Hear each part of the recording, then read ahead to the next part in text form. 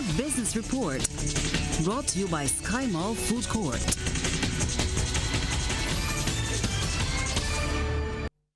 With a thrust towards Barbados being fully energy efficient, a renewable energy advocate sees room for improvement in Barbados' solar water heating sector.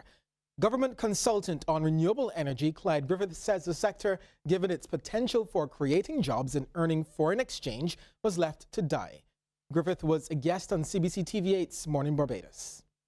I've seen documentation that is appalling, which suggests that we seem to figure, well, we let this go on its own. And it can't. You need that support, you need the promotion. I was always talking about the importance of looking at how do we redesign the product so that it can be more attractive, more effective and especially targeting people as it relates to pricing. Mr. Griffith also says there's some reluctance from players in the hotel industry despite efforts promoting energy efficiency. He also doesn't want government housing areas overlooked in the drive. I've looked at studies which suggest that we can even get access to grant funding to target the poor communities, like the government housing areas and so on. I remember many years ago, when I had a responsibility for energy in the government, I was talking about looking at it in the housing areas. Okay. And people were saying, no, we don't want to go up there. But now, if you're talking about 100% efficiency, you'd better look at the housing areas. Sajika Life Incorporated has reported an increase in revenue in its recently released financial results for the year ended December 31st, 2018. In his review, Chairman Stephen McNamara said the strong operational performance was achieved despite significant one-time items like the restructuring of the Government of Barbados debt. He said total revenue increased by $8.9 million, while fee income grew due in part to growth in investment banking business. He adds that group net income was $301.1 million compared to $309.1 million in the previous year. Time now to take a look at how stocks traded on selected exchanges across our region. First up, Jamaica, where Wigton Wind Farm Limited ordinary shares was the volume leader with 21,302,813 units at 87 cents each. They were followed by Carreras Limited and Scotia Group Jamaica Limited.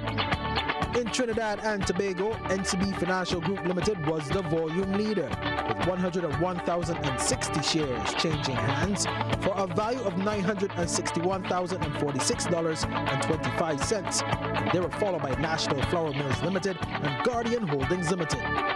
Right here in Barbados, Sagicor Financial Corporation Limited was the volume leader, trading 11,152 shares at $2.67 each. They were followed by Equity Caribbean Property Fund SCC Value Fund. Wooden skyscrapers and self-driving vehicles are among some of the technological wonders on display at a new exhibition in London. The Royal Society's Summer Science Exhibition is displaying the work of hundreds of scientists to make their cutting-edge research and technology accessible to the public. Isaac Newton, Charles Darwin, Stephen Hawking. They've all come through these doors, and for more than 160 years, this eminent institution's been open to a curious public. Carlos Frank's a superstar in the field of cosmology. He believes in building bridges between science and society. Being selected to exhibit at the Royal Society is one of the greatest honors scientists can have because it gives them the opportunity to communicate the results of their research to the public at large.